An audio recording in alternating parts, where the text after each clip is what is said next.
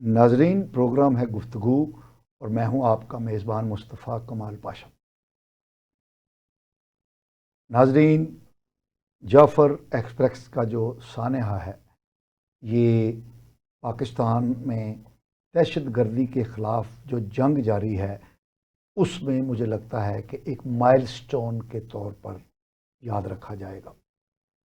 जिस तरह army public school का सानहा जो है उसने पाकिस्तान में जो दहशत गर्दी की जंग जारी थी उसका पांछा पलटा था और फिर पूरी कौम मुत्तहिद हुई और नेशनल एक्शन प्लान बना और उसके नतीजे के अंदर हमारी सिक्योरिटी एजेंसीज़ ने दहशत गर्दों के ना सिर्फ नेटवर्क को तोड़ा बल्कि उनकी रीढ़ की हड्डी को तोड़कर इस दहशत गर्दी की जंग को फैसला कुन मरहले में दाखिल कर दिया। उस वक़्त की जो सियासी क़यादत थी, नवाज शरीफ ने उसको इकट्ठा किया और पूरी यकसुई के साथ अपनी आर्म्ड फोर्सेस और सिक्योरिटी एजेंसीज़ की पुश्त पर लाकर उनको खड़ा कर दिया। पूरा पाकिस्तान एक शीशा पिलाई हुई दीवार बनकर अपनी मुसल्लह अफवाज के साथ खड़ा हुआ और पाकिस्तान की मुसल्लह अफवाज ने दहशत गर्दों की कमर तोड़ दी। फिर हमने देखा कि फ़ौज ही नवाज शरीफ के ख़िलाफ़ हुई और ऑपरेशन इमरान खान, प्रोजेक्ट इमरान खान को लॉन्च करने के लिए मामलात आगे बढ़ाए गए और फिर जो दहशत गर्दी की जंग में जो कौम को कामयाबियाँ मिली थी वो हतमी सूरत इख्तियार न कर सकी। आज फिर हम एक ऐसे ही मौके पर खड़े हैं, एक ऐसे ही दोराहे पर खड़े हैं जिसमें पाकिस्तान को एक बार फिर उसी यकसुई की ज़रूरत है जो कि हमने पहले दिखाई थी। और गुज़श्ता रोज़ पाकिस्तान की पार्लिमान में नौजवान सियासी कायद बिलावल भुट्टो ज़रदारी ने बड़ी खूबसूरत बात कही। उन्होंने नेशनल एक्शन प्लान का, नवाज शरीफ हुकूमत ने जो नेशनल एक्शन प्लान बनाया था और उसके ज़रिए जो दहशत गर्दी के ख़िलाफ़ जंग में कौम को कामयाबी मिली थी उसका बड़े अच्छे अल्फाज में ज़िक्र किया और वज़ीर आज़म पाकिस्तान की तरफ इशारा करते हुए कहा कि क्या नेशनल एक्शन प्लान 2 की ज़रूरत नहीं है।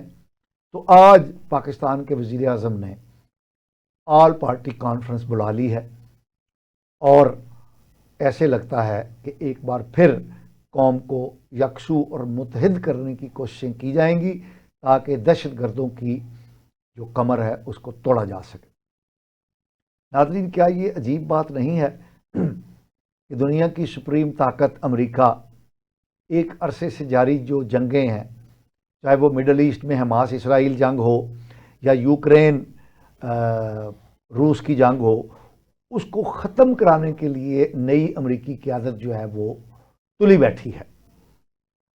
और हमने एक दानिश्वर महक़क़ जनाब वसीम सुबहानी साहब के साथ गुफ्तगू में ये बात कही थी कि अमेरिकी क़यादत का राब्ता रूस के साथ होगा और वो इस जंग को ख़त्म करने की जो हतमी मराहिल हैं उसको तय करेंगे। आज हमने फिर अपने मोहतरम मुअज़्ज़िज़ दानिश्वर महक़क़ और प्रोफेसर डॉक्टर वसीम सुबहानी साहब को दावत दी है कि हमारे साथ गुफ्तगू करें और इन मौज़ूआत को हम आगे लेकर चलें। जनाब वसीम सुबहानी साहब, आपका शुक्रिया, थैंक यू। आप हमारे साथ शरीक गुफ्तगू हैं। हमने अपनी पिछली गुफ्तगू में आपने ज़िक्र किया था कि ये बातचीत राब्ता होगा रूस और अमेरिकी क़यादत का, वो शायद अभी तक नहीं हुआ, उस पर तो हम बात करेंगे। आप एक मुहक्किक के तौर पर ये जो वाक़या हुआ है जाफ़र एक्सप्रेस का, उसको किस तरह देखते हैं और जो ये दहशत गर्दी की जंग तवील होती चली जा रही है और पाकिस्तान लहूलुहान है, इस पर क्या आपकी टेक है? अच्छा, इसमें जो वाक़या हुआ है बड़ा अफसोसनाक, इस पे एक इंटरनल फैक्टर है और एक्सटर्नल फैक्टर है। जो एक्सटर्नल फैक्टर हैं, जो बड़ी कुव्वतें हैं, इंडिया में जब भी कोई छोटा सा वाक़या भी हुआ انڈیا نے اتنا واویلا مچایا، وہ امریکن کے پاس گئے، برطانیہ گئے، پوری دنیا میں ان کے جو سفارتکار ہے وہ متحرک ہوئے اور اس کو کنڈیم کیا اور اس دنیا کو اپنے حق میں اپنے لیے کھڑا کیا. انفارچونیٹلی ہم دنیا کو اپنے حق میں اس طرح کھڑا نہیں کر سکے. یعنی سفارتی سطح پر جس طرح ہونا چاہیے تھا ویسا نہیں ہو رہا. اب اسی طرح جیسے رشیا کا ایک بیان آیا پوٹن صاحب کا کہ ہم پاکستان کے ساتھ کھڑے ہیں اور اس کو کنڈیم کرتے ہیں، چین نے بھی کہا. تو مجھے حیرت یہ ہو رہی ہے کہ امریکہ اور برطانیہ کو بھی اسی طرح کنڈیم تو انہوں نے کیا، لیکن جس زوردار طریقے سے کرنا چاہیے تھا اور اس کے روٹ کاز جو ہم نے پتہ کرا لیے تھے کہ روٹ کاز کہاں ہے، وہ جو دہشت گرد تھے وہ کن کے ساتھ رابطے میں ہیں. کیونکہ جب یہ سارا واقعہ ہو رہا تھا تو ایجنسیز نے ان کی جو ریکارڈنگ کی تو وہ ریکارڈنگ مزار شریف، افغانستان کا جو جگہ ہے صوبہ ہے، مزار شریف سے اس کو آپریٹ کیا جا رہا تھا. جو ہینڈلر تھا وہ وہاں بیٹھا ہوا تھا. اور مزار شریف میں جو گورنمنٹ ہے یا جہاں وہ وال لارڈ بیٹھا ہوا ہے وہ عبدالرشید دوستم ہے. اب آپ کو بڑی انٹرسٹنگ بات میں بتاتا چلوں، جب افغانستان کو طالبان نے ٹیک اوور کیا، اور آپ کو پتہ ہوگا کہ بہت سارے افغانی امریکہ نے اپنی پناہ میں لیے اور ان کو امریکہ نے کہا کہ ہم ان کو امریکہ میں بسائیں گے. تو اس میں 20,000 کے قریب افغانی اس وقت پاکستان میں اسلام آباد کے گرد و نواح اسلام آباد میں مقیم ہیں، انتظار کر رہے ہیں کہ امریکہ کب ان کو بلائے گا. اور یہ وہ افغانی ہیں جو عبدالرشید دوستم صاحب کے ہی وہ دھڑے سے تعلق رکھتے ہیں. یعنی انہوں نے افغانستان کے اندر امریکی ایجنٹ کا کردار ادا کیا تھا. اب دیکھا جائے تو اگر عبدالرشید دوستم جو ہے وہ امریکن ایجنٹ ہے یا امریکہ کے ساتھ اس کی بڑے اچھے لائزون ہیں، اور وہی بندہ ان دہشت گردوں کو گائیڈ کر رہا تھا سیٹلائٹ ٹیلی فون کے ذریعے، اور یہاں تک کہا گیا ہے کہ ٹیلی فون سے تو گائیڈ نہیں کیا جا رہا ہے، اس کا مطلب ان کو سیٹلائٹ کی بھی ہیلپ حاصل تھی. تو ان کو سیٹلائٹ کی مدد کیسے حاصل تھی کہ جب فوج نے موومنٹ کی تو ان کو پتا تھا کہ ادھر سے موومنٹ ہو رہی ہے. تو میری گورنمنٹ سے درخواست ہے کہ ان 20,000 افغانستانی جو افغانی بیٹھے ہوئے ہیں ان کو فل فور افغانستان دھکیل دیا جائے. بالکل اسی طرح جس طرح ایران نے پچھلے دنوں میں 11 لاکھ افغانیوں کو افغانستان واپس بھیج دیا. تو ہم جو 23 لاکھ 30 لاکھ افغانی بٹھا کے بیٹھے ہوئے ہیں ان کو یہاں ہم نے بہت زیادہ عزت دی، ہم نے ان کو کاروبار کے مواقع اور ان افغانیوں کے لیے وسیم صاحب پاکستان دبئی اور امریکہ کی طرح ہے اپرچونٹیز کے لحاظ سے. وہ ہمارے پاسپورٹ پہ امریکہ گئے، ہمارے پاسپورٹ پہ دوسرے ملکوں میں گئے. ایون ایک اور بات بتاتا چلوں، اکثر آپ کو پتہ ہے کہ سعودی عرب میں منشیات کے الزام میں پاکستانی گرفتار ہوتے ہیں، ان کے سر قلم ہوتے ہیں، اس میں 99% یہ افغانی ملوث ہیں. لیکن پاسپورٹ کیونکہ پاکستان کا ہوتا ہے اس لیے پاکستان بدنام ہوتا ہے. اب وقت آ گیا ہے کہ گورنمنٹ کو ایک بڑا کلیدی ڈیسیجن لینا چاہیے. سب سے پہلے ان افغانیوں کو افغانستان واپس دھکیلا جائے، نمبر 1. نمبر 2، جب یہ آپریشن ہو رہا تھا اور گورنمنٹ کو کلیئر ہو رہا تھا کہ یہ سارا کچھ مزار شریف سے آپریٹ ہو رہا ہے، تو میری ناقص رائے کے مطابق یا ذاتی رائے کے مطابق اسی وقت مزار شریف پہ ڈرون اٹیک ہونا چاہیے تھا. اگر آپ اس سے، میں ذرا بڑی بات کر گیا ہوں، آپ تھوڑے حیران ہوئے ہیں، لیکن دیکھیں پاشا صاحب ہم کب تک برداشت کریں گے کہ ہم ان کو بنانے والے، ہم ان کے سپورٹ کرنے والے، 20 سال تک ہم ان کے یہاں ان لوگوں کو پناہ دینے والے، اور وہ ہمارے خلاف ہی استعمال ہو. امریکہ ہمیں 2 دن پہلے یا 1 ہفتہ پہلے ہمارا شکریہ ادا کر رہا ہے کہ آپ نے وہ بندہ پکڑ کے ہمیں دیا ہے شریف اللہ، تو ہم آپ کے تھینکس فل ہیں. اور وہ 4 دفعہ تھینکس بولا گیا. کبھی وہ ان کا وزیر بول رہا ہے، کبھی ان کا اسٹیٹ ڈپارٹمنٹ بول رہا ہے، کبھی وہ پریزیڈنٹ خود بول رہا ہے، کبھی ان کا وہ جو انٹیلیجنس ایجنسی ہے ان کی طرف سے شکریہ آ رہا ہے. تو وہ اس وقت ہی بڑا عجیب و غریب لگ رہا تھا، یہ بار بار شکریہ کیوں آ رہا ہے. لیکن اتنے شکریہ کے باوجود، اتنا بڑا واقعہ ہونے کے باوجود، امریکہ کو پاکستان کے ساتھ سٹینڈ ہونا چاہیے تھا کہ یہ جو مزار شریف میں لوگ کھڑے ہوئے ہیں ہم مل کے اس کو ان کو یہاں سے نکالتے ہیں. اچھا ویسے ایک بات مجھے اور لگ رہی ہے، امریکہ کی حتی الامکان کوشش ہے، اور ٹرمپ صاحب نے یہ خود بھی کہا ہے کہ میں بلگرام میں دوبارہ میں انٹرسٹڈ ہوں اور میں چاہتا ہوں کہ وہاں میرا اڈا بنے. افغانستان کا کردار یوزلی جو سپر پاور ہوتی ہیں ان کا جو چھوٹے ممالک ہوتے ہیں جہاں ان کا انٹرسٹ ہوتا ہے، پہلے وہ کوشش کرتے ہیں کہ وہاں ان کی پپٹ گورنمنٹ آ جائے، ایسی گورنمنٹ آئے جو 100% ان کی بات مانتی ہو اور عوام میں بھی ان کے خلاف سینٹیمنٹس نہ ہو. ٹھیک ہے. اب وہاں گورنمنٹ شاید ان کی بات ماننے کے لیے تیار ہو جائے، لیکن اخوانیوں کے دلوں میں امریکنز کے خلاف سینٹیمنٹس ہیں، وہ امریکنز عوام میں پینیٹریشن سے ڈرتے ہیں، یہ بات ہوگی طے. لیکن سوال یہ پیدا ہوا کہ اس گورنمنٹ کو یہاں رکھا کیوں ہوا ہے، اس کی ہاں جی ٹیک کیئر کیوں کی جا رہی ہے، اس کو ہٹ کیوں نہیں کیا جا رہا. تو اس کا مطلب یہ ہوا کہ جس طرح ایک علاقے کا بدماش ہوتا ہے اس کو بڑی طاقتوں نے رکھا ہوتا ہے کہ جب کسی کی بےزتی کرنی ہوتی ہے، کسی پہ حملہ کروانا ہوتا ہے، کسی کو گالیاں دلوانی ہوتی ہیں، اس کو آگے کر دیا جاتا ہے. تو افغانستان کو بڑی قوتیں آگے کر رہی ہیں پاکستان کو اس لیے ڈیسٹیبلائز کرنے کے لیے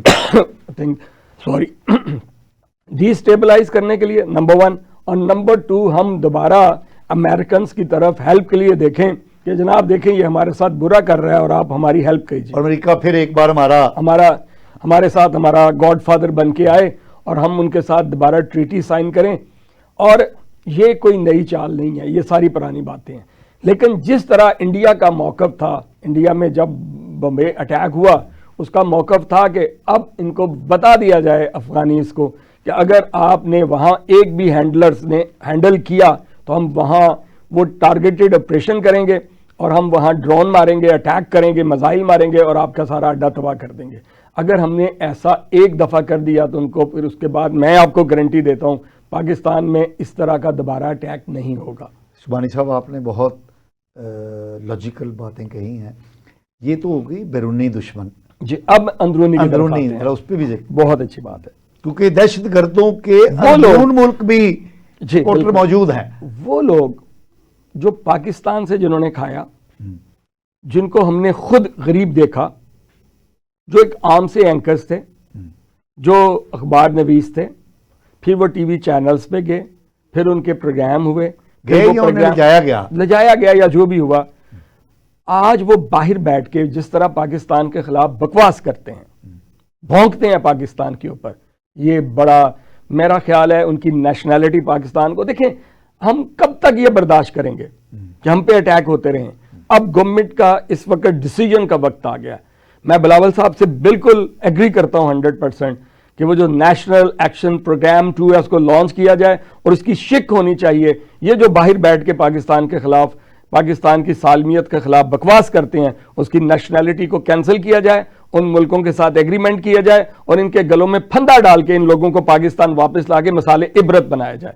وہ عادل راجہ ہو، وہ آفتاب اقبال ہو، وہ کوئی بھی ہو. دیکھیں یہ باہر بیٹھ کے دبئی میں بیٹھ کے آفتاب اقبال صاحب نے پاکستان کے بارے میں کیا بکواس کی کہ وہ کتنا سوفسٹیکیٹڈ آپریشن ہے، وہ کتنا اچھے طریقے سے ٹارگٹ چوز کیا. Who the hell you are to talk like that against the Pakistan؟ تم نے یہاں اس تھالی میں کھایا ہوا ہے، اسی تھالی میں بھونکنے لگے ہوئے تم. لیکن یہ تو ہو گیا نا جو بیرون ملک بیٹھے ہیں، دیکھیں ابھی بھی پاکستان میں بیٹھے ہوئے ہیں. تیسرا ایلیمنٹ وہ ہے، دیکھیں پاکستان میں بیٹھ کے ڈائریکٹ بات کرنے والے کم ہیں لیکن ان کے ہینڈلرز یا فیک اکاؤنٹ سے. دیکھیں مجھے بڑی حیرت کی بات ہے، ایک لے مین ہے، آفتاب اقبال نے کہا کہ وہ سرنگ دونوں طرف سے بند ہو گئی، کسی کو پتا نہیں اندر کیا ہو رہا ہے. تو تمہیں کیسے پتا چلا کہ آپریشن میں یہ ہو رہا ہے، وہ ہو رہا ہے، ان کے پاس یہ انفارمیشن ہے وہ، اور ابھی آپریشن ختم نہیں ہوا، نہ کسی نے ڈیٹا باہر دیا، اس کو ساری انفارمیشن موجود تھی. سوشل میڈیا اکاؤنٹس پہ سب سے پہلے بتایا گیا ڈرائیور شدید زخمی ہے، وہ جناب اس کو گولیاں لگ گئی ہیں کہ یہ بریکنگ نیوز میں نے دی ہے. ہاں اچھا زخمی ہے، گولیاں لگ گئی ہیں، بعد میں اس کی موت کا اعلان کر دیا اور اب آپریشن ختم ہوا تو ڈرائیور صاحب کو گولی نہیں لگی ہوئی. تو اس کا مطلب یہ ہوا کہ اس کی جو پلاننگ ہے اس میں سے کچھ ایسے ایلیمنٹ موجود ہے جن کو واقعی پتا تھا کہ یہ کوئی واقعہ ہونے والا ہے اور ان کو مٹیریل پہنچایا گیا. لیکن میں ایک اور مجھے جو اپنے ذرائع سے بات پتا چلی ہے، یہ بات اس طرح اینڈ نہیں ہوئی جس طرح ان کا خیال تھا. ان کا خیال تھا ان کو جو مٹیریل پرووائڈ کیا گیا تھا وہ مٹیریل یہ پرووائڈ تھا کہ اس کے بعد نیگوسیشن ہوگی، ٹیررسٹ سے مذاکرات ہوں گے، چھڑائے جائیں گے، تبادلہ ہوگا، اور وہ ساری مٹیریل ان کو پرووائڈ کیا جا چکا تھا. اب کیونکہ ان کا مٹیریل ایگزاسٹ ہو رہا تھا تو انہوں نے بیفور ٹائم ہی اپنا مٹیریل اگل دیا.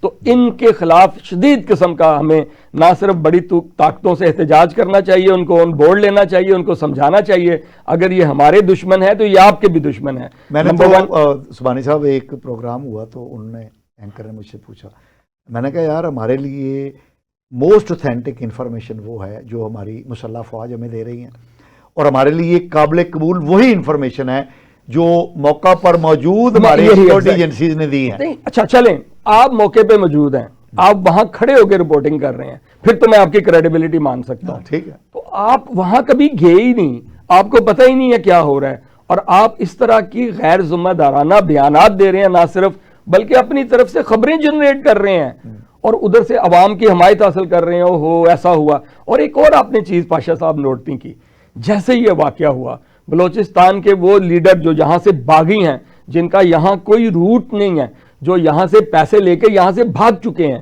جو باہر جا کے کہیں بیٹھے ہوئے ہیں, ان کے 20-20 سال پرانے انٹرویو چلانا شروع کر دیے. تو یہ کوئی تو ہے نا کہ جو مینیج کر رہا ہے, پلاننگ کر رہا ہے. پہلا کام دہشت گردوں کا کلا کما, بالکل ٹھیک ہے. دوسرا کام جو ان کو مینیج کرنے والے ہینڈلرز ہیں ان تک پہنچنا, اور اگر وہ باز نہ آئے ان پہ اٹیک کرنا. اور تیسرا کام یہ جو ان کے درمیان میں گماشتے بنے ہوئے ہیں, یہ بغیرت قسم کے جو پاکستانی اپنے آپ کو کہتے ہیں, ان کو شرم نہیں آتی پاکستان کی. پاکستان نے ان کے لیے کیا نہیں کیا, ان کو گھر دیے, جائیدادیں دیے, پراپرٹیز دی, عزت دی, دولت دی, شہرت دی, اور آج وہ پاکستان پہ بیٹھ کے بھونکیں گے. تو ان کو مسالے عبرت بنانا بہت ضروری ہے. تو مجھے یاد ہے کہ جب نیشنل ایکشن پروگرام 1 کی بلاول صاحب ہمارے فارن منسٹر تھے, میں آپ کے ساتھ ایک ٹی وی پروگرام میں تھا, تو انہوں نے نیشنل ایکشن پروگرام پہ طالبان کے اگینسٹ بیان دیا, حالانکہ طالبان گورنمنٹ کے ساتھ ہمارا ہنی مون پیریڈ چل رہا تھا. تو اور اس وقت جو پشاور کے کور کمانڈر تھے وہ جناب وہی تھے جو آج کل اندر ہیں, فیض حمید صاحب. تو آپ نے مجھ سے پوچھا یہ بلاول صاحب نے کیا بیان دے دیا, تو میں پرانا کلپ دیکھ رہا تھا اپنا ہی, تو میں نے اس وقت بھی کہا تھا کہ بلاول صاحب ایک میچور سیاستدان بن چکے ہیں. انہوں نے بہت اچھا بیان دیا ہے. اس بیان کی بیک گراؤنڈ یہ تھی کہ افغانستان سے پاکستان پہ اٹیک اس لیے ہو رہے ہیں کہ انڈیا نے جو بلینز آف ڈالر کی انویسٹمنٹ کی ہوئی افغانستان پہ. اب دیکھیں نا, انڈیا کا افغانستان کے ساتھ ڈائریکٹ بارڈر نہیں ہے, تو پورے بارڈر کے ساتھ ان کے قونصلیٹ جنرل کھولنا, ان کو لاکھوں نہیں اربوں ڈالر کی امداد دینا, اسلحہ دینا, اس کی فوج کو ٹرین کرنا, ان کو اسٹوڈنٹ کو انڈیا میں پڑھانا, یہ پورا ایک ایجنڈا تھا پاکستان کے خلاف. اور اس ایجنڈے کے تحت ان کو ٹرینڈ کیا گیا اور پاکستان پہ اٹیک کیے گئے. جیسے ہی طالبان گورنمنٹ آئی, ہم نے یہ سمجھا کہ یہ وہی طالبان ہیں جو کبھی کوئٹہ شورا کہلاتے تھے, یہ وہی طالبان ہیں ایسٹس تھے, یہ وہی طالبان ہیں جن کو ہم نے پناہ دی. امریکنز کی مخالفت کے باوجود ان کو بہت ساروں کو ہم نے حوالے نہیں کیا. جب وہ وہاں جائیں گے تو پاکستان کو سکھ کا سانس آئے گا, لیکن انفارچونیٹلی وہ اگین امریکہ کے اور انڈیا کے اسپیشلی مطلب یہ ہے کہ ہماری جو خارجہ پالیسی تھی افغانستان کے حوالے تھے وہ بری طرح ناکام ہو گئی. سبحانی صاحب یہیں سے ہم بات شروع کریں گے, ایک شارٹ بریک اگر لے لیں. ناظرین, وسیم سبحانی صاحب سے ہماری گفتگو جاری رہے گی.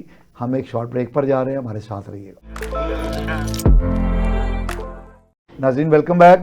ناظرین, ہمارے ساتھ شریک گفتگو ہیں ریسرچر, محقق, دانشور جناب پروفیسر ڈاکٹر وسیم سبحانی صاحب. سبحانی صاحب, یہ تو باتیں ہو گئیں جو واقعات ہوئے ماضی میں.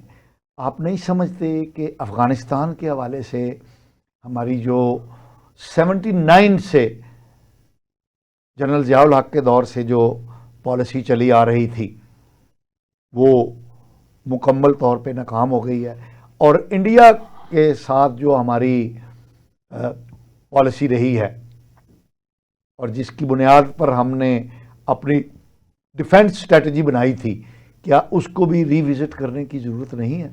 پاشا صاحب, یہ جو پالیسیز ہوتی ہیں ایک تو لانگ ٹرم ہوتی ہیں, اسٹریٹجیز ہوتی ہیں, اور ایک شارٹ ٹرم پلاننگ ہوتی ہے یا پالیسیز ہوتی ہیں. اس وقت کی پالیسیز اس وقت کے حالات کے مطابق بنی ہوں گی, وہ اچھی ہیں بری ہیں, وہ اس کے کانسیکوینسز تو بعد میں آئے. لیکن ایک بات طے ہے کہ انڈیا ہمارا کبھی دوست نہیں ہو سکتا. اگر ہم اس کے ساتھ تجارتی روابط بڑھا بھی لیں تو we should be very much watchful کہ یہ کر کیا رہے ہیں، کیونکہ وانی صاحب انڈیا یہ نے پالیسی کبھی ہمیں اپنے دل سے تسلیم نہیں کیا. بات یہ ہے کہ اگر چین اور بھارت جنگیں کرنے کے باوجود، نہیں سر، متعارف کیمپوں میں ہونے کے باوجود اگر وہ آپس میں تجارت کر سکتے ہیں، وہ پتہ کیا ہے، میں اس کی وجہ بتاتا ہوں. یہ دوستی ہوتی ہے برابری کی سطح پر. انڈیا نے ہمیں اپنے برابر کبھی سمجھا ہی نہیں ہے، اپنے سے کمتر سمجھا. برابر تو ہے بھی نہیں نا. نہیں وہ ٹھیک ہے، لیکن جو ملک ہوتے ہیں انڈیا برابری تو کی بہت آگے نکل گیا ہے، معیشت میں، سفارت میں، سیاست میں. کوئی آگے نہیں نکلا، کوئی آگے نہیں نکلا. نہ مانے آپ. میں آپ کو بڑا اندر کی بات بتاتا ہوں. دنیا کی دوسری تیسری بڑی معیشت نہیں ہے. آپ نے صرف چھوٹا سا یہ کام کرنا ہے کہ اپنے بجٹ میں سے کچھ حصہ رکھیے کہ جو جیسے ایک وہ جو بڑا سا ایک جانور ہوتا ہے یا سانپ ہوتا ہے، اتنا برزی لمبا ہو، جب اس کی دم پہ آپ آگ لگاتے ہو تو وہ پورا تڑپ جاتا ہے. تو انڈیا کا جو ناگالینڈ ہے، تری پور ہے، اور یہ اس طرح کے جو ایریا ہے جہاں انڈیا کی تحریکیں چل رہی ہیں اور جہاں انڈیا کے ریٹ نہیں ہیں، اس کو پھر اگر وہ اس طرح کی بدماشی کر رہا ہے، ہمیں بھی جواباً پراکسی وار سٹارٹ کرنی پڑے گی. جو 70 سال میں آپ نے یہی دم پہ آگ لگانے والی پالیسی کو نہیں سر نہیں کیا ہم نے ہمیشہ یہی کیا. کنسولیڈیٹ کرتے ہیں. ہم نے انڈیا کے ساتھ تعلقات ہمیشہ بہتر کرنے کی کوشش کی، لیکن میں کبھی اس طرح ٹاک نہیں کرتا ہم تک ٹی وی شو پہ جا کے. مجھے غصہ اس چیز کا ہے کہ جیسے یہ بلوچستان والا واقعہ ہوتا ہے، انڈین ٹیلی ویژن پہ ایک آگ لگ جاتی ہے اور وہ ایسے دکھا رہے ہیں جیسے پتہ نہیں اب کیا ہونے لگا ہے. اور اسی طرح وہ دشمن ہے آپ کا، وہ دشمن ہے تو ہم نے دشمن کو دشمن کی طرح لینا چاہیے. یہی توقع کرنی چاہیے. افغانستان دشمن ہے، اگر وہ دشمنی کرے گا تو ہمیں دشمن کی طرح لینا چاہیے. دیکھیں ایرانیوں نے 11 لاکھ افغانیوں کو ایسے کر کے باہر نکال دیا. ہم کس چیز کا ویٹ کرنے ایرانیوں نے اس لیے نکالا کہ ایرانی ایک قوم ہے، سر ہم بھی ایک حکومت ہے ان کی. سر ہم بھی ایک قوم ہے جو ایک فتنہ ہے، وہ پی ٹی آئی کی شکل میں ہو یا کسی اور شکل میں ہو. اب انبیئریبل یہ فتنہ اب اس کو ٹالریٹ نہیں کرنا چاہیے. بنایا کس نے ہے بائی دی وے؟ یہ دیکھیں جس نے فتنہ بنایا تھا آج وہ آرمی نے اس کو پکڑ کے خود ہی اندر کیا ہوا ہے. وہ خان صاحب کی شکل میں ہو یا بانی پی ٹی آئی ہو یا فیض حمید ہو. آپ کے خیال میں یہ جس طرح اب میں آپ کو ختم کرنے کی اگلی بات بتانے لگا ہو جائے گا یہ جی میں آپ کو اگلی بات بتانے لگا ہوں. ویری سون فیض حمید صاحب کی سزا اناؤنس ہو جائے گی. ویری سون آپ دیکھیے گا، بہت جلد عید کے بعد فیض حمید صاحب کی سزا اناؤنس ہو جائے گی. عمران خان کے بارے میں کیا خیال؟ میں وہی اس کے بعد ان کی سزا اناؤنس ہو جائے گی. یہ بڑی ان کے ساتھ گورنمنٹ نے بہت لاڈیاں کی ہیں. کبھی ان کے لیے وہ آپ دیسی بکرا بنا رہے ہیں، کبھی ان کے لیے آپ کیا لے کے آ رہے ہیں، کبھی دیسی گھی کے پروٹھے بن رہے ہیں. یہ قیدی ہیں یا وہ اندر سیر کرنے کی سزا یافتہ قیدی ہیں، تو وہ جیل میں ان کو پارٹی چلانے کی پوری سہولیات دی جا رہی ہیں. چلیں دی جا رہی ہیں، میں اس میں کوئی مذائقہ نہیں سمجھتا. لیکن خدا کے بندو، جب ملک میں ایسا واقعہ ہو گیا اس کو تو کنڈیم کرو نا. آپ آرمی کے اگینسٹ ہی ہو جاتے ہو، آپ مذاق اڑانا شروع کر دیتے. پی ٹی آئی کے جو پارلیمنٹری لوگ ہیں انہوں نے اسمبلی کے اندر جو بیہیویئر کیا ہے، یعنی ان کے نزدیک یہ بالکل کوئی یہ فیبریکیٹڈ ہے اور پتہ نہیں کیا ہے. اور یہ خود ایسے سب سے زیادہ دکھ والی بات یہ ہوتی ہے کہ آپ یہ باور کروانے کی کوشش کریں ہم نے خود کیا اور خود ہی قابو پا لیا. اگر وہ ہمارے قابو نہ آئے تو وہ جناب دیکھا نا ڈیفیٹ ہو گئی، اور اگر ہم قابو کر لیں اور جی انہوں نے اپنے ہی بندے سی. تو یہ ان کو یہ جو ان کی مائنڈ سیٹ ہے، یہ میں نے اندازہ لگایا یہ چینج ہونے والا نہیں ہے جب تک گورنمنٹ اسٹرکٹلی اس پہ ان کو پنش نہیں کرے. لیکن آپ نہیں سمجھتے کہ 2022 کے بعد جب عمران خان کی حکومت ختم کی گئی ایک ووٹ آف نو کانفیڈنس کے ذریعے، اس وقت سے اب تک عمران خان کا جو زہر ہے وہ زیادہ تیزی سے سرایت نہیں کر رہا؟ کوئی سرایت نہیں کر رہا. لیکن میں ہمیشہ نوجوانوں میں بیٹھتا ہوں، یونیورسٹی میں پڑھاتا ہوں، دوستوں میں بیٹھتا ہوں، حلقہ احباب میں بیٹھتا ہوں. بہت سارے لوگوں کو اب یہ بات سمجھ آ چکی ہے کہ ان کو یوز کیا گیا ہے. دیکھیں جو چھوٹے بچوں کو آپ یہ سوشل میڈیا اکاؤنٹس دے کے اور ساتھ ان کو سیلری لگا دیں گے اور وہ گھر میں بیٹھ کے صرف بکواس کے پیسے لیں گے اور یہ پیسے کمائیں گے، ایزی منی ہے، تو وہ اس کے بعد ان کو فیم بھی ملے گا. پھر جو پی ٹی آئی کا کلچر ہے کہ اس میں جناب مخلوط قسم کی پارٹیز بھی ہوں گی اور آپ کو وہ جو رنگینی بھی ہے، ڈولڈ مکہ بھی ہے. تو یہ نوجوانوں کو ہم نے اس سائڈ پہ لگا دیا، اور جو ہمیں ایک نوجوانوں میں ایک سیریسنیس ہونی چاہیے تھی وہ سیریسنیس نہیں ہے.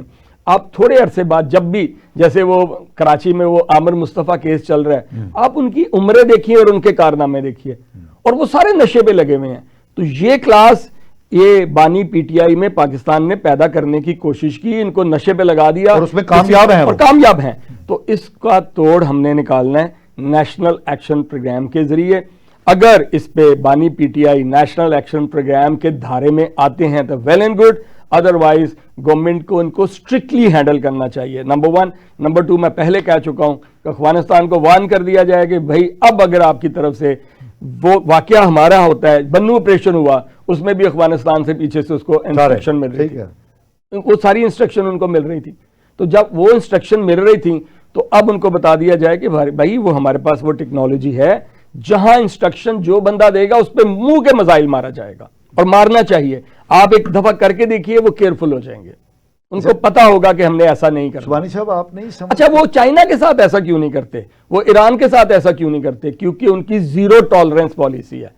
اگر وہ ایران کے ساتھ ایسا کریں گے، ایران جواباً ان پہ میزائل مارے گا. فوراً. اگر وہ چائنا کے ساتھ کریں گے، چائنا ان پہ میزائل مارے گا. اگر وہ رشیا کے ساتھ کریں گے، رشیا ان پہ میزائل مارے گا. ہماری پرابلم یہ ہے کہ ہم ابھی بھی سوچ میں پڑے ہوئے ہیں کہ اچھا گڈ طالبان اور بیڈ طالبان، اور یہ اس سے ہمیں باہر آنا چاہیے. جو ہمارا دشمن ہے وہ ہمارا دشمن ہے، اور جو پاکستان کا دشمن ہے وہ پوری قوم کا دشمن ہے. اچھا آپ یہ تو آپ نے بتا دیا کہ زیرو ٹالرنس کی پالیسی ہونی چاہیے. اچھا آپ نہیں سمجھتے کہ ہمیں پولیٹیکل انگیجمنٹ کے لیے، یعنی اندرون ملک بھی بلوچستان کے اندر جو دیکھیں، بلوچستان میں علیحدگی پسند بھی ہیں، بلوچستان میں ایسے گروہ بھی ہیں جو ریاست کے دشمن نہیں ہیں، بالکل، لیکن وہ اپنے حقوق کی آواز بلند کرتے ہیں. بلوچستان میں ایسے لوگ بھی ہیں جو ناراض ہیں، لیکن وہ ان کو بیرون ملک ان کے رابطے نہیں ہیں. تو یہ جو مختلف گروہ ہیں اس کو ہم ایک ہی لینس سے اگر دیکھیں گے، جیسا کہ ہم دیکھتے رہے ہیں، تو اس کے تو نتائج نیگیٹو ہی نکلیں گے. کیا اب وقت نہیں آ گیا کہ ہم پولیٹیکل ڈائلاگ کا بھی آغاز کریں؟ ہمارے سیاسی جو قیادت ہے نیشنل لیول کی، وہ آگے آئے اور وہ بلوچستان کے اندر ان لوگوں کو انگیج کرے جو اپنے حقوق کی بات کرتے ہیں، جو ناراض ہیں، جو ملک دشمن نہیں ہیں، جو ریاست پاکستان کو مانتے ہیں، جو آئین پاکستان کو مانتے ہیں اور جو پاکستان کے ساتھ جڑا رہنا چاہتے ہیں. ان کے ساتھ مذاکرات کیے جائیں، ان کو پولیٹیکلی انگیج کیا جائے. بالکل میں آپ کی بات سے ایگری ہوں، پارشلی ایگری ہوں. لیکن پہلے مجھے یہ بتائیے، بلوچستان میں ایک اس کی اپنی اسمبلی ہے، ٹھیک، اور وہ اسمبلی میں کون ہیں؟ وہ بلوچی ہیں، ان کے نمائندے. اس میں ذرا سن لیجیے. ایک منٹ. سرفراز بھگتی صاحب نے جو کل یا پرسوں بڑی دھواں قسم کی تقریر کی، انہوں نے کیا فرمایا کہ 18ویں ترمیم کے بعد ہمیں بہت سارے حقوق ملے. اچھا اب وہاں پرابلم یہ ہے کہ جس جگہ بھی منرل ڈیولپمنٹ ہوگی، منرلز ہوں گے، جس جگہ بھی آئل ہوگی یا گیس ہوگی یا سی پورٹ ہوگی، وہاں جب اس کو آپ ڈیولپ کرنے لگو گے تو جو وہاں کے سردار ہوں گے ان کو اس میں سے بڑا چنک چاہیے اپنے لیے، عوام کے لیے نہیں. اگر آپ ان کو وہ چنک نہیں دیں گے نا تو وہ اسی طرح کی پھر وہ تحریک پیچھے پشت پناہی کریں گے. اب فارچونیٹلی وہاں منرلز بھی ہیں، وہاں آئل بھی ہے، وہاں گیس بھی ہے، وہاں تانبا بھی ہے، اور وہاں سی پورٹ بھی ہے. اچھا اگر گوادر میں تحریک چلتی ہے تو ان کے مطالبات اگر یہ ہیں کہ ہمیں یہاں سے ہمیں اس میں جابز دی جائیں، تو اس میں کوئی مذائقہ نہیں ہے. بس سمجھانے کی یہ ضرورت ہے کہ یہ جو ایئرپورٹ کی جاب ہے یا یہ والی کہیں اور جگہ جاب ہے، جو ٹیکنیکل جاب ہے، وہاں ٹیکنیکل انسٹیٹیوشن بنائی جائیں کہ بچوں آپ لوگ یہاں ایڈمیشن لو اور اس کے بعد ہم آپ کو گارنٹی دیتے ہیں. Education and vocational training institution بنائی جائیں اور وہ میک شور کیا جائے وہاں سے بلوچیوں کے بچے نکلے اور وہاں تک پہنچے. اچھا میں نے ایک پچھلے دنوں میں بلوچی سردار کے بیٹے آئے ہوئے تھے، جو ریکورڈک کا ایگریمنٹ ہوا ہے. اچھا ایک چھوٹی سی بات، آپ نے یہ بلوچیوں کی فنی تعلیم کی بات کی، تو حکومت پنجاب نے شہباز شریف صاحب کے پچھلے دور میں سینکڑوں کی تعداد میں بلوچستان کے بچوں کو ٹیبٹا کے اداروں میں اسکالرشپ دیے. ان کی رہائش، ان کا کھانا پینا، ان کی فیسیں گورنمنٹ آف پنجاب ادا کرتی تھی، اور وہ پنجاب کے ٹیبٹا کے اداروں میں فنی تعلیم فری آف کاسٹ حاصل کرتے رہے ہیں. مجھے نہیں پتا کہ اب وہ اسکیم جاری ہے کہ نہیں، لیکن یہ شہباز شریف صاحب کے دور میں ٹیپٹا کے اداروں میں بلوچستان کے ان بچوں کو یہ فنی تعلیم دی جاتی تھی اور اس کے سارے اخراجات حکومت پنجاب برداشت کرتی تھی. جی آپ آگے. اچھا، وہ جو سردار صاحب آئے ہوئے تھے جو ریکورڈ کے حصے دار تھے، جن کو ان میں سے شیئر ملتا ہے، میری ان کے بڑی آف دا ریکارڈ بہت ساری باتیں ہوئی جو بتانے والی ہیں. میں نے ان سے پوچھا کہ یہ جو اب ایران سے آپ کی سمگلنگ ہے، اس کی وجہ کیا ہے؟ تو انہوں نے کہا جی ہماری روزی روٹی ہے، کیونکہ وہاں اور کوئی ذریعہ نہیں ہے، تو ہم یہ سارا یہ کام کرتے ہیں اور اس کے ذریعے آمدنی کماتے ہیں. تو یہ بڑی اوپن سی بات ہے کہ اصل مسئلہ بے روزگاری کا ہے. جو میجورٹی عوام ہے وہ اس طرح کی خانہ جنگی نہیں چاہتی، وہ خود پسے ہوئے ہیں، ان کے خود وہ وکٹمز ہیں. اب ان میں سے وہ غریب بچے جو 2 وقت کی روٹی افورڈ نہیں کر سکتے، وہ ان کے لوگوں کے نعروں میں آ کے یا پیسے کی خاطر ان کو جوائن کرتے ہیں. اور پھر باقی پروپیگنڈا ہے. آپ پچھلے دنوں میں ایک دہشت گرد گرفتار ہوا، اسے جب پہلا کلمہ کہا گیا اس کو پہلا کلمہ نہیں آ رہا تھا، کلمہ شہادت کیا ہوتا ہے وہ نہیں آ رہا تھا، دعائے قنوت تو بہت بڑی بات ہے، وہ رسول پاک صلی اللہ علیہ وآلہ وسلم کا نام مبارک نہیں اس کو آتا تھا. اب بتائیے وہ کس طرح کے مسلمان ہوں گے؟ تو اس کا مطلب ہے کہ وہاں ایجوکیشن ایک بہت بڑا مسئلہ ایشو ہے، اس کو وہ پیچھے سے ہوا دے رہے ہیں. پہلے یہ تھا کہ افغانستان کے ساتھ کیونکہ ہمارے تعلقات بہت اچھے تھے، ان کا فریکوینٹلی افغانستان، کیونکہ بلوچ کے بہت سارے لوگ ایران میں آباد ہیں اور ادھر بھی پختون بہت سارے ادھر بھی آباد ہیں ادھر بھی آباد ہیں، اور ٹرائب کے 2 حصے ہوئے ہیں. اب ہمیں ان پہ پہلے ان لوگوں کو اعتماد پہ لینا ہے، ان لوگوں کو ہی اپنا فرسٹ سیکیورٹی انہی کو دینی ہے، انہی کو پہلے امپاور کرنا ہے تاکہ وہ حملہ آور آئیں. تو پہلے ان لوگوں نے، جیسے ابھی جو واقعہ ہوا ہے، جس نوجوان نے شہادت کے رتبے پہ فائز ہوا وہ سب سے آگے تھا اور اس نے ان پہ دہشت گردوں پہ گولی چلائی اور SSD کمانڈوز کو گائیڈ کر کے وہاں تک لے کے گیا، اور وہ بلوچی تھا. تو اس کا مطلب ہے ان میں جذبہ موجود ہے. تو بلوچ جو ہیں وہ بنیادی طور پہ محب وطن پاکستان دوست ہیں، محب وطن ہیں، میجورٹی ہمارے ساتھ ہے. ایسا نہیں ہے اگر کوئی غلطیاں پچھلی گورنمنٹ سے ہوئی ہیں اس کا مطلب یہ نہیں ہے کہ اس گورنمنٹ کے انوسینٹ لوگوں کو قتل کیا جائے. تو یہ جو شناختی کارڈ دیکھ کے قتل کرنا، صرف پنجابیوں کو قتل کرنا، فوج کو پنجابی فوج کہنا، یہ ایک ایجنڈا ہے جو صرف بلوچوں کا ایجنڈا نہیں ہے، یہ انڈیا کا ایجنڈا ہے، یہ انڈیا کی انویسٹمنٹ ہے. اور اس کے ساتھ افغانستان میں وہ جو نئی تحریک طالبان پاکستان ہے ان کے لوگ شامل ہوئے ہیں، اور ان کا مقصد صرف زمین پہ فساد پیدا کرنا ہے. اسی وجہ سے ان کو خوارج کا نام دیا گیا. اور آپ کی بات بڑی ہوتی ہے، یہ آج سے 20-25 سال پہلے 5th جنریشن وار پاکستان کے خلاف جو لانچ کی گئی تھی کہ پاکستان کے اندر افتراق اور انتشار کو ہوا دی جائے، اور اس میں جو پاکستان کے سیکیورٹی ادارے ہیں، پاکستان کی مسلح فوج ہیں، ان کے اور عوام کے درمیان تفریق پیدا کی جائے تاکہ پاکستان کی دفاع کی جو سیسہ پلائی ہوئی دیوار ہے اس کے اندر دراڑیں پیدا کی جائیں. یہ اسی 5th جنریشن وار کا شاخسانہ ہے کہ یہ اس طرح کے جو گروہ ہیں یہ پیدا ہو گئے ہیں. زبانی صاحب آخر میں یہ بتائیے کہ ہمیں اپنے نوجوانوں کو مرکزی دھارے میں لانے کے لیے، ان کو مثبت سرگرمیوں میں لانے کے لیے کیا ضرورت نہیں ہے کہ ایک قومی سطح پر ایک بیانیہ تشکیل دی جائے اور ایک مہم شروع کی جائے کہ نوجوان، یعنی ہم پاکستان پوری دنیا میں نوجوان آبادی کی بلند شرح کی وجہ سے پہلے نمبر پر ہے. پاکستان کی 25 کروڑ آبادی میں 67% جو ہیں وہ نوجوان ہیں 18 سے 30 سال کی عمر کے. تو اس والے سے یہ پاکستان کی بہت بڑا ایسٹ ہے. تو کیا اب وقت نہیں آ گیا کہ ہم نوجوانوں کو مین دھارے میں لا کر مثبت سرگرمیوں میں لانے کے لیے کوئی قومی ایکشن پلان شروع کیا جائے ادر دین دیٹ جس کا ہم ذکر شروع کر چکے ہیں؟ اچھا دیکھیے، بیانیہ کوئی بھی بن جائے، پلان کوئی بھی بن جائے، اصل چیز ہوتی ہے اس کی کمپلائنس یا اس کی امپلیمنٹیشن.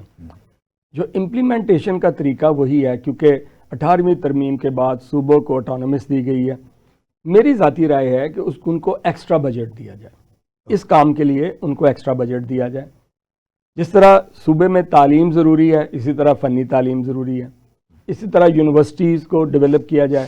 اسی طرح اگر ہو سکے تو جو دینی مدرسے جدید خطوط پر کام کر رہے ہیں اور وہ رجسٹرڈ ہیں، اور وہ بعض ایسے لوگ ہیں نا جو مدرسوں کے علاوہ نہیں پڑھنا چاہتے ہیں، اس کے کرکلم کو بھی ذرا نگرانی میں لیا جائے، دیکھا جائے، اور اس کا کرکلم بڑا زبردست قسم کا ہے، تاکہ وہ پڑھے لکھے نوجوان جب آئیں گے نا، جب ان کو یہ ہوگا کہ آسانی سے ان کی دشمن کی چالوں میں نہیں آئیں گے، جب ان میں خود ہوگا کہ ہم خود بھی پڑھ سکتے ہیں، لکھ سکتے ہیں، دیکھ سکتے ہیں، سن سکتے ہیں، تو یہ سارا سینیریو چینج ہو جائے گا۔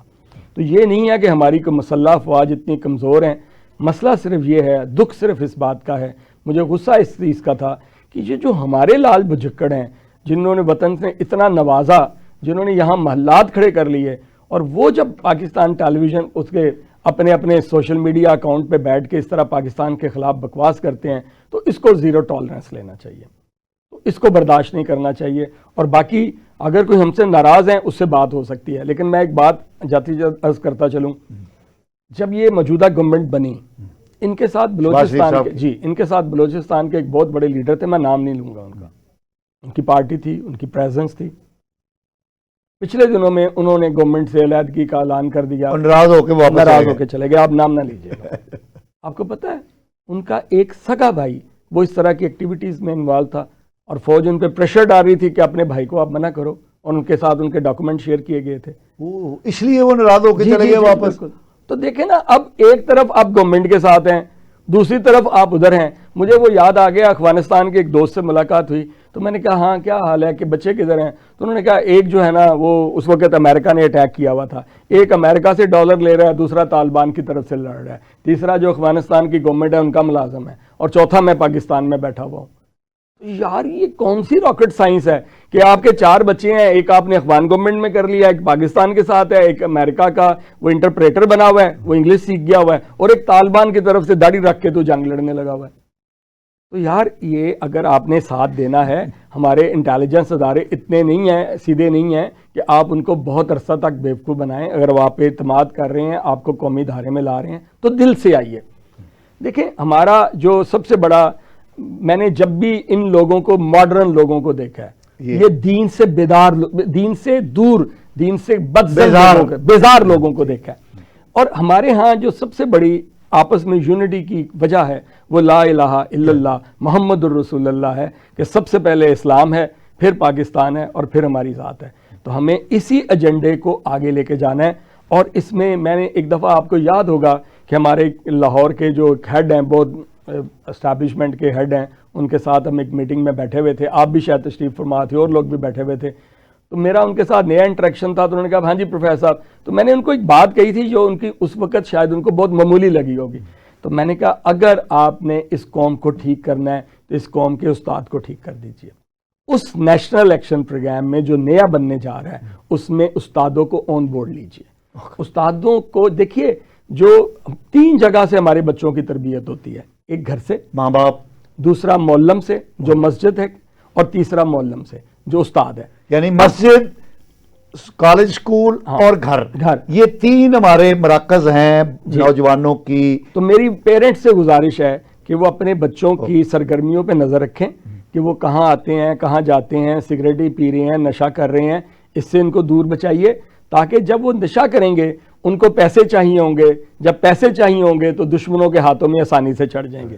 دوسرا، جو امام مسجد ہیں وہ قرآن حدیث بیان کرتے ہیں، بہت اچھی بات ہے، لیکن اس کے ساتھ ساتھ نوجوانوں کی تھوڑی تربیت کے اوپر بھی ضرور بات کریں، ہر جمعے میں بات کریں۔ اور تیسرا، میں اپنے اساتذہ سے درخواست کرتا ہوں، میں اکاؤنٹنگ پڑھاتا ہوں، فائنانس پڑھاتا ہوں، بزنس ریسرچ میتھڈ پڑھاتا ہوں، عرصہ دراز سے پڑھا رہا ہوں، 5 منٹ کے لیے اپنے بچوں کو ضرور بتائیے کہ جناب یہ پاکستان ہے، یہ ہم ہیں، یہ ہمارا پلان ہے، یہ ہم اس کو لے کے چل رہے ہیں، اور اس طرح ہم نے اس کو عظیم قوم بنانا ہے۔ پاشا صاحب، قومیں کچھ سالوں، 2 سال، 4 سال، 5 سال میں نہیں بنتی، سالہ سال لگتے ہیں۔ تو ہماری ایک بہت شاندار قسم کی ہسٹری ہے، تو اس کو لے کے چلیے۔ اور وہ جو ہم بہت زیادہ، ہمارے دشمن ہم سے ابھی تک تھوڑے سے ذرا پرے ہیں، اور اس کی وجہ ہمارے نیوکلیئر ایسٹس ہیں۔ میں جاتے جاتے ایک بات بتاتا چلوں، 1990 میں یوکرائن نے رشیا کے ساتھ معاہدہ کیا کہ ہم اپنے آپ کو نان نیوکلیئر اسٹیٹ ڈکلیئر کر دیں۔ 1994 میں بداپسٹ میں یہ ایک باقاعدہ ایگریمنٹ ہوا کہ جناب یہ نیوکلیر وائپن یہ سب ہم اس کو چھوڑتے ہیں، اور اب پتہ کتنے پیسوں میں $2.5 بلین، اور اس کا نتیجہ اور وہ دیکھ پتہ لیں۔ وہ کیش بھی نہیں تھا، یہ بھی میں بتاتا چلوں، وہ آئل اور گیس میں جو ان کے ڈیٹس تھے نا ان وہ کو معاف reduce کروا کے اور less کر دیا۔ اگلی بات سنیے، اس کے بدلے میں ان کو کیا ملا؟ رشیا نے ان کو سیکیورٹی کی گارنٹی دی کہ ہم آپ کی حفاظت کریں گے۔ تو آج رشیا یوکرائن کی حفاظت کر رہا ہے، تو اس لیے یاد ہمارا رکھیے کوئی ملک ہماری حفاظت نہیں کر سکتا ہے، اگر حفاظت کر سکتے ہیں تو خود ہم اپنی حفاظت کر سکتے ہیں، ہماری مسلح افواج کر سکتی ہیں، ہمارے جو اسٹریٹجک ایسٹس ہیں وہ کر سکتے ہیں، ہمارے نوجوان کر سکتے ہیں، ہم کر سکتے ہیں۔ باہر سے امیدیں چھوڑیے اور اپنے قوم پہ ٹرسٹ کیجیے۔ جناب ڈاکٹر وسیم سبحانی صاحب، آپ کا بہت بہت شکریہ ہمارے پروگرام میں تشریف لائے۔ ناظرین، آپ نے ہماری گفتگو سنی، ہمیں اپنے فیڈ بیک سے آگاہ کیجیے گا۔ اگلے پروگرام تک کے لیے اپنے میزبان مصطفیٰ کمال پاشا کو اجازت دیجیے۔ اللہ نے کے بعد